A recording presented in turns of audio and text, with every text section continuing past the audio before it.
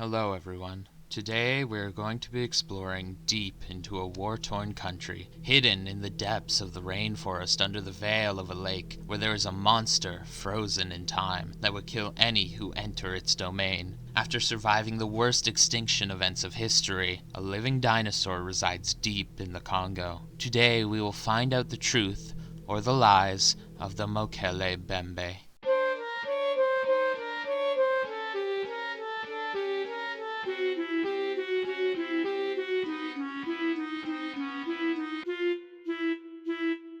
Many have theories of Mokéle-mbêmbe being a dinosaur. Others think every part of it to be a lie. Theories circulate about a misidentified rhino. To confirm or refute such theories, as well as to understand other aspects of whether or not this creature is credible or a viable organism in the modern climate, we will have to gather information on it. Given these differing perspectives, our investigation will focus on the primary sources: eyewitness accounts, local lore, photographs, and even satellite captures. I'll distill the key details on physiology, behavior, and credibility while narrating the most intriguing stories. I will also do a thorough review of skeptics of the creature for a more fleshed out analysis. There are 4 schools of thought we can take as to what the phenomena of the Mokéle-mbêmbe may be. The first is simple: a sauropod or similar dinosaur surviving to the modern day. When comparing this to our other theories, analyzing the description will be quite important, and I will be gathering a general description as each sighting is reviewed. The second is also quite simple: lies. People hoax and lie for many reasons. Sometimes our minds exaggerate when retelling an animal sighting for more of a reaction. Sometimes it is malicious in nature. Whatever the reason, people might lie, and others might get caught up in the hype and lie too. For this theory, analyzing credibility is most important. Another possibility is a misidentified animal, like a particularly large elephant. Like our previous 2 theories, credibility and description will be important to take into account. Lastly is the possibility that it is a cryptid, but not the dinosaur or sauropod that everyone believes it to be. Perhaps an interdimensional visitor, a new massive species of elephant, or just some other unknown cryptid. There is a surprising amount of information on the Mokéle-mbêmbe. Locals speak of its diet. There are supposed photos, videos, and even Google Earth captures. There have been plenty of expeditions which learned of local lore, and supposedly even heard the creature vocalize near them on multiple occasions. Drawing from over 55 reports, sightings, and expedition accounts, I've compiled a comprehensive document on this creature. ASP-16 is a neo-dinosaur referred to as Mokéle-mbêmbe, or Likele-mbêmbe. This creature is quadrupedal and inhabits swampy or marshy wetlands, lakes, and rivers, typically in deeper water. Its skin is made up of smooth scales with a red, brown, and/or gray coloration. Its feet range from 30 to 120 centimeters in diameter and possess claws. The creature is typically 10 meters long, but can be much larger. This ASP has a long neck with a long tail terminating in a whip-like structure, and a small head. It is akin to and a descendant of some form of sauropod. Despite the creature's herbivorous diet, it will attack and kill both animals and people. This ASP mainly, but not exclusively, ranges from the countries between Cameroon and Zimbabwe, but mainly within the Congo, Gabon, Cameroon, and Central Africa. The phylogenies of this creature are of the kingdom Animalia, the phylum Chordata, and the family Diplodocidae. Now, some descriptions that have been attributed to the Mokéle-mbêmbe describe one or multiple horns on its head, but there are only 3 sightings with such a description: in 1913, the 1940s, and the 1980s. One described it as smaller than an elephant, while the others described it as more than 13 meters and 15 meters long, respectively. The 1980s sighting states that instead of one horn on the head like the others describe, there were many spikes along the whole body, and the 1940s sighting describes it as more of a cap than a spike. While the first one is most likely a misattributed sighting of another cryptid, the Amelentuka, the second and third are bigger than any other report of the Mokéle-mbêmbe or Amelentuka that I could find, and both stated descriptions that contradict the idea of a solitary horn. Due to these reasons, I will omit the idea of a horn from the description. The creature has also been reported with a ridge,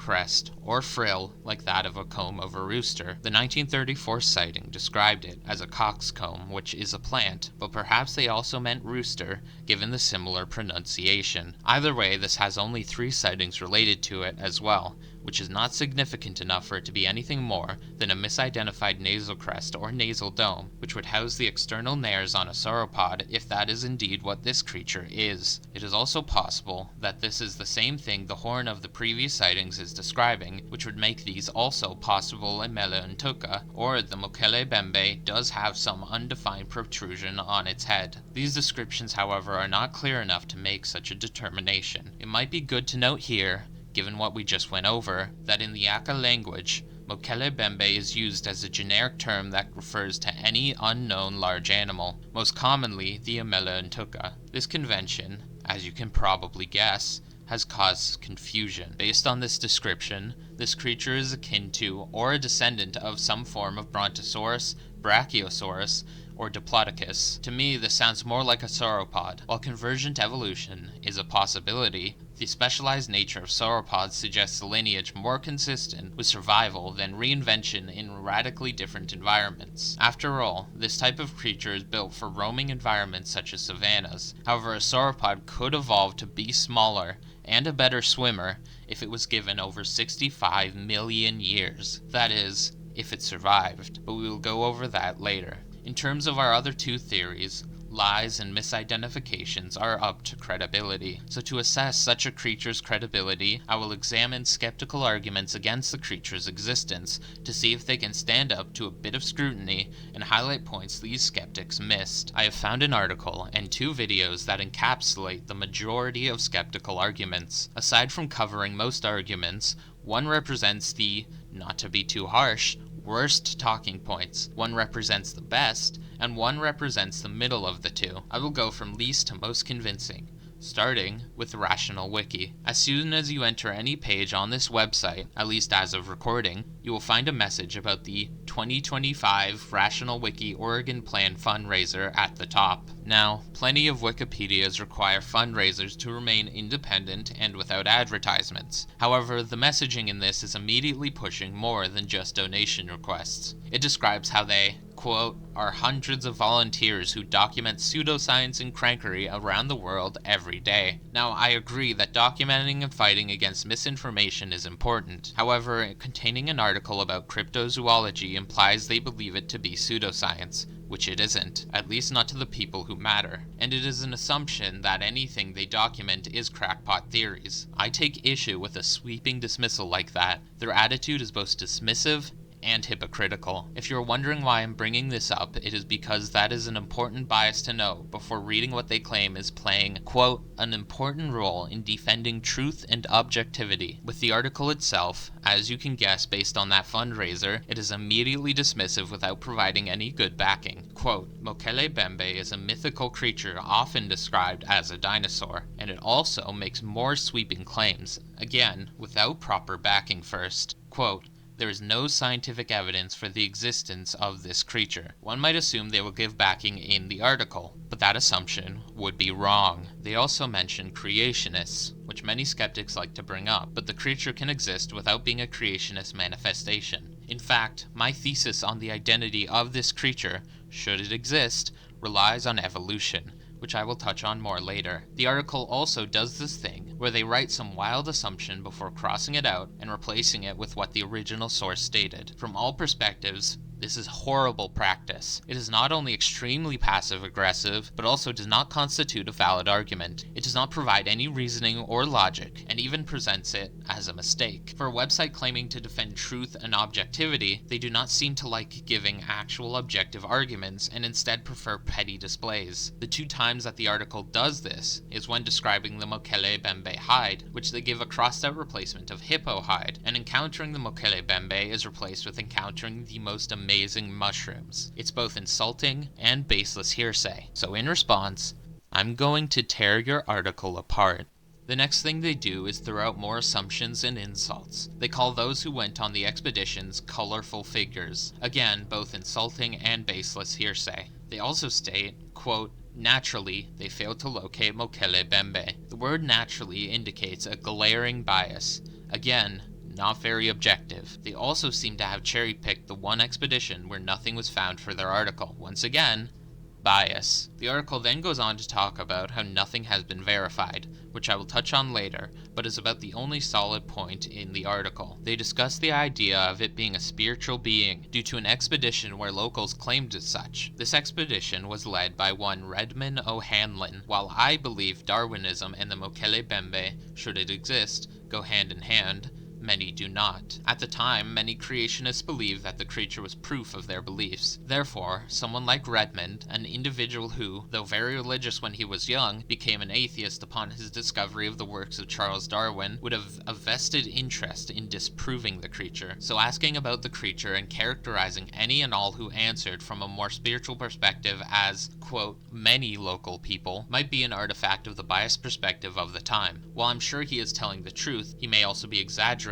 due to his staunch beliefs. His living was making television shows such as Beagle in Darwin's wake, so I wouldn't classify it as too far-fetched. Speaking of these, quote, many local people, this article couldn't even get this right without changing it to fit their bias. They wrote it instead as most natives, a manipulative fabrication that loses what little credibility, if any, this article had left. In addition to this, Redmond could not find an alternative explanation for the Mokéle-mbêmbe. He states that it is simply elephants swimming with their trunks in the air, but, as Carl Schucker pointed out, this would be a very unlikely explanation, due to the fact that several of the alleged witnesses were familiar with elephants, including the literal elephant hunter Emmanuel Mangumela, and that such encounters would be exceedingly rare. This focus on other animals leads them to claim that a group of Aka tribesmen described a rhinoceros when presented with the name Mokéle-mbêmbe. Another manipulative fabrication, as this was only one person who retracted the statement later. Also, as mentioned previously, to the Aka language, Mokéle-mbêmbe is used as the generic term, and rhinoceros is certainly large and unknown to people who don't live near it. I will discuss more on this point in one of the next skeptical analyses. Lastly is their section on problems with the idea that the Mokéle-mbêmbe exist. They begin with claiming non-avian dinosaurs have been extinct for 65 million years. They left out marine animals and crocodiles, but that's me being pedantic. I get the point they are trying to make here, and it is a good one. However, when presented with new information, old information does not necessarily discount it, unless this author is with the creationists now. Regardless of that fact, new theories, ideas, and claims require evidence and backing, so I will discuss survival later in the video. For the issue they bring up about how sauropods were supposedly poor swimmers, the creature had 65 million years to evolve, and this very article even linked a scientific article called Tipsy Punters, Sauropod Dinosaur Pneumaticity, Buoyancy, and Aquatic Habits, from the 21st century describing just how buoyant these creatures would be. Many skeptics bring up a change in perspective of the sauropod due to studies that began in the 1950s, stating that lungs would fatally collapse, thus no longer seeing sauropods as aquatic. Many skeptics therefore point to the aquatic Mokéle-mbêmbe as a remnant of the old perspective due to this, and use that as proof of a fabrication. However, these studies of sauropod ecology were flawed due to the fact that they ignored a substantial body of evidence that the bodies of sauropods were heavily permeated with air sacs. The scientific study mentions this, and the fact that, quote, fossil remains of sauropods are known from coastal settings and are often found near to, or mixed in with, fossils of marine organisms. These lines of evidence indicate that sauropods were not adverse to moist conditions, and may have even preferred them. There are also fossilized trackways showing only the manus or front foot's impressions, despite the creature's center of mass being closer to its hind legs, leading to the hypothesis that sauropods were swimming with their hind legs floating. However, this view has been challenged by more recent studies which state that softer surfaces may have taken to the compact nature of the forelimb better than that of its hind limbs, which have a slightly larger surface area. This study also touches on this, stating that some sauropods would float in a manner that their manus is the only impression, while others would not, so that piece of evidence regarding sauropod swimming is only effective for certain sauropods but not others. Either way, even if it's not all of them, and even if they weren't as good as marine creatures, sauropods swam, and could have gotten better at it with 65 million years of practice. The Mokéle-mbêmbe is said to kill and feed on hippopotamuses. It is? Let me check the source. What?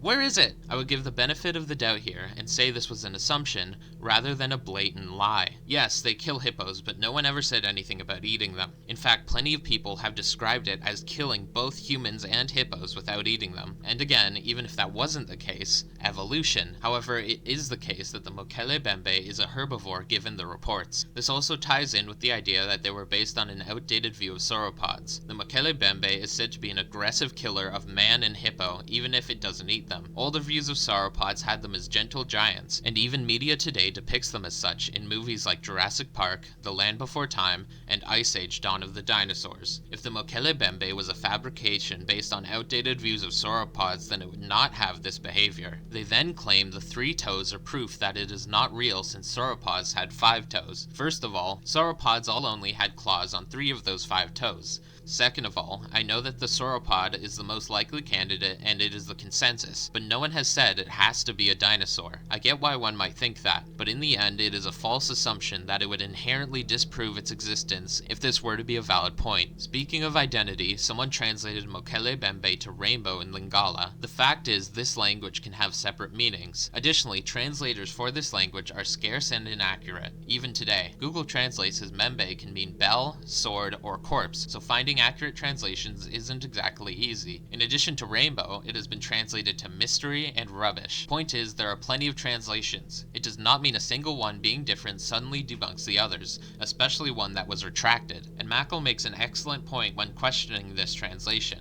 He states that the usage of the word does not line up. He asked in a rhetorical manner if the people could kill a rainbow with spears and if a rainbow eats fruit. Words have many interpretations, pronunciations, and translations, but the context we have shows that the people saw it as something that is dangerous, something that can swim, and something that is a herbivore. There are many translations, but at the end of the day, this is what determines how they view what they speak of. That is the end of the Rational Wiki article. As I stated, it has the weakest points of the 3 we will review. Overall, I wish they had actually put some effort into being objective because they found that article and seemed to know about science. They also found various niche research topics. While I think the article was biased and didn't bring up any good talking points, I can see the skill and potential shine through. I hope in their future endeavors, the authors can put their skills to good use in an objective and logical manner, skeptical or otherwise. Next we will review Dr. Polaris. This YouTuber has a 2-part video on the topic that will be the subject of this review. The first point he makes is in regard to photographs and physical evidence. Why has nobody ever been able to photograph or capture this animal, and where is the physical evidence for it? I think this is a wonderful point. We don't have any physical evidence. There was that one tribe that had its hide, but there were no photos of it or even an analysis of its properties. I would argue, however, that there are certainly photographs, and not just of footprints. The question should not be why has no one been able to photograph this animal, and should instead be why has no one been able to get a good photograph of this animal. While they sound similar, they have completely different answers and implications. I will discuss the answers and implications to the second question later on. However, the first question simply has no answer. There is no reason for something not to happen when it did happen, or at least in this case claimed to have happened. In this situation, the question is an understandable one to ask, but as you will see later on, skeptics of cryptids like to ignore evidence before pointing to a lack of evidence as supporting their point. Sure, the photographs are shoddy, but don't insinuate no one has claimed to have photographed it, even if you disagree with what the subject of those photos is. Speaking of missing evidence, when he describes the creature, he gives only 3 characteristics, and just 1 is fully accurate to the actual reports and sightings. The beast is described as having greyish skin,